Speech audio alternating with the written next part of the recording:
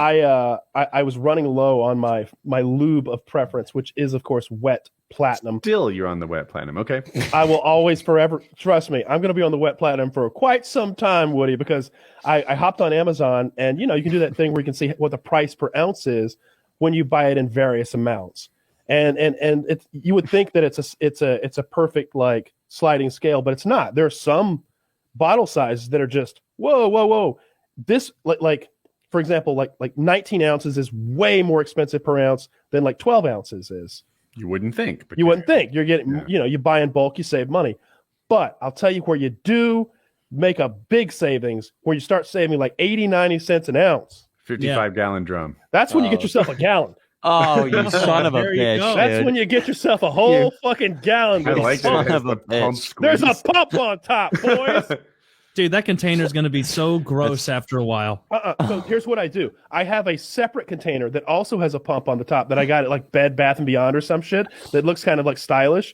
And I emptied these. Well, this is my first gallon ever, and it probably will be my last. This is going to last like a year, like literally a year at least. It doesn't take a lot of wet platinum to get it done. No, very efficient. A little bit goes a long way. So I put that into the smaller like thing that's a little pump thing, and I keep that on the nightstand, right? And everybody knows what's in there. I've never had anybody look like a real asshole if you had the gallon. What if I went a step further and I had like one of those sprayers that you put Roundup in, and I was like, I just prefer to apply directly to your pussy. a backpack, the backpack, so you can go anywhere around the house and scope you. Kyle, I usually use this to spray for mosquitoes, but if any of you guys are on Amazon buying wet platinum right now, take some advice from a pro. You don't want the flavored kind. No! That stuff can give a girl yeast infection. I think there might be sugar in it. I'm not. Anyway, that's not. I don't know why they even make it. It's this is the only kind. Cruel. This is the only kind you want. Look at all the things that aren't in it, right?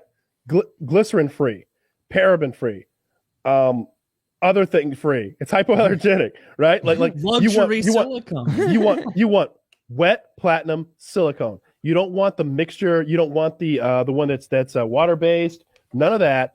You want exactly what I've got there. You don't need a gallon of it, but like get a small bottle because it is very expensive, especially if you're overseas.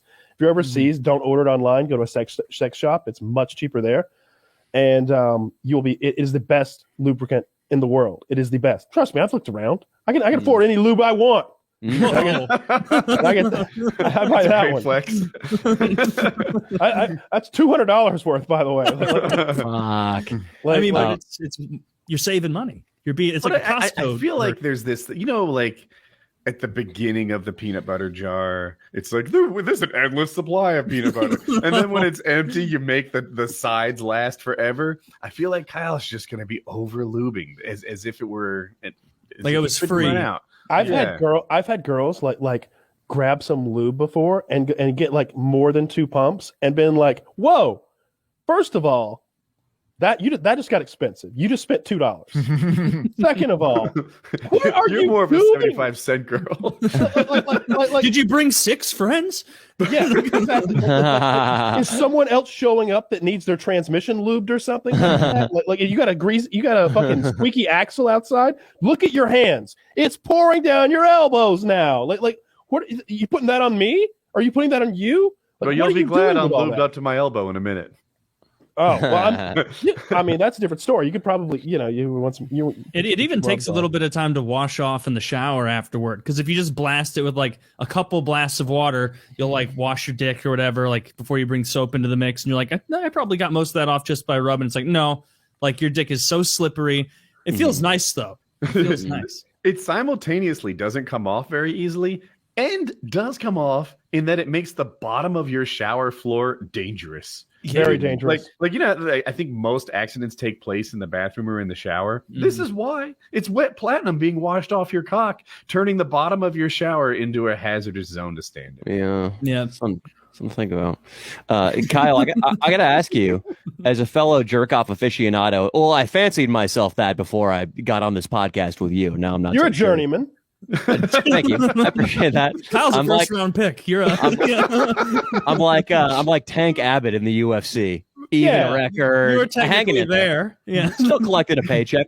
But I got to ask you about cleanup methods because I've always been under the impression that I've been innovative in that regard. I do the hand cone for the audio only audience. And Kyle is just already fucking shaking his head. This piece of Well, shit. hold on. Let's, No.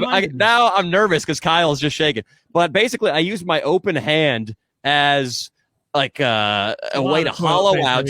A lot of Look at toilet this. paper Look at he's using right now. This I've made a catcher's mitt out of a roll of toilet paper. Well, a stream of toilet paper. Yeah. And it's the perfect little receptacle for my jizz. It's like a Charmin vagina, and I don't see what's wrong with that, Kyle. And you put that Answer on me. the head of your penis at the end, and then continue to jack to get like the post-O spasms and everything out. Correct, Taylor. Yeah. You don't shoot with the velocity to blast right through that like a 45 caliber would. See, no. And No, what I do, I put my hands behind the toilet at an extreme angle. I bust directly into the toilet. see, no, fuck straight that. down. That sounds so Can you uncomfortable. imagine the least comfortable way to beat off? Okay, that was Just lies. down all the way, beating off into the fucking toilet. Yeah, I use a towel. I use a towel because I own a washing machine and I can wash the towel after I'm done.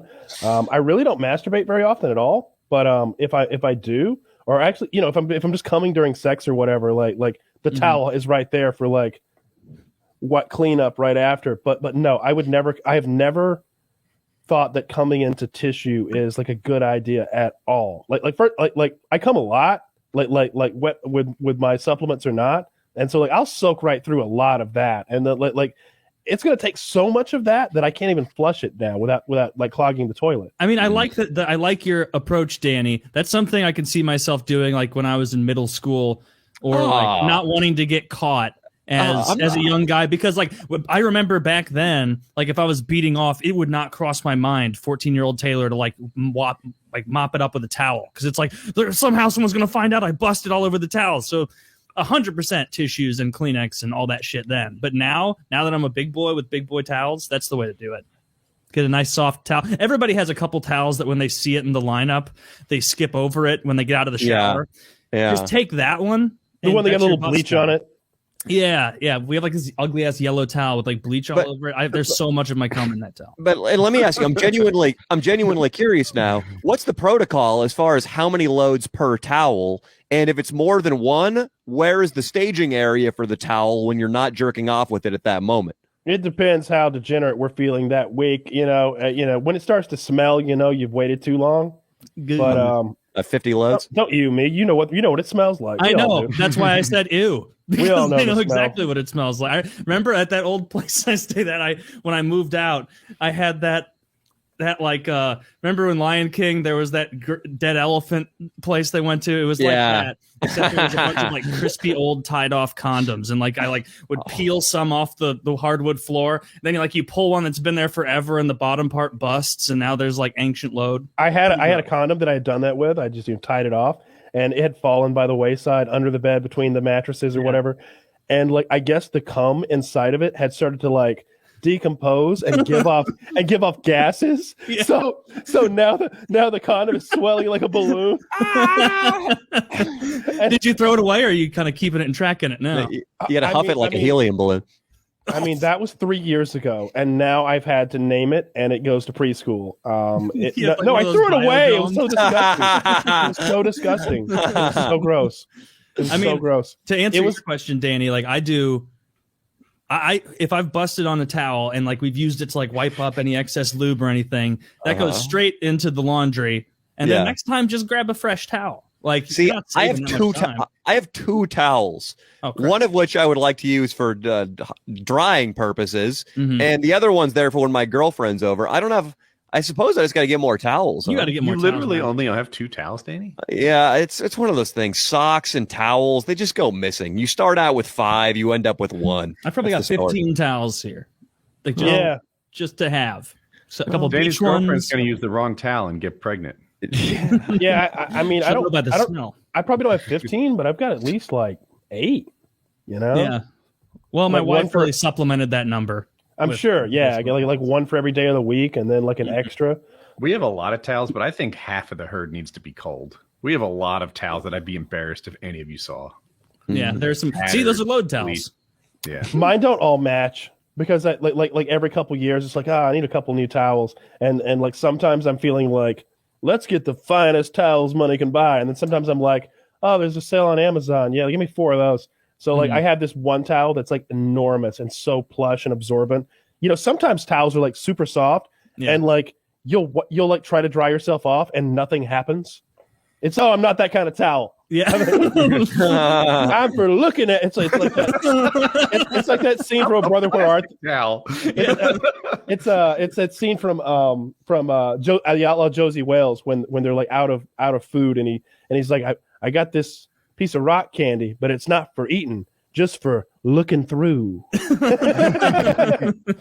like that's the kind of towel that like those super plush ones are. I hate those. We have a bunch of like every once in a blue moon, the dogs will like track in mud across the hardwood floors forever. So we have towels that are really like for that kind of thing. They're drying off the dogs.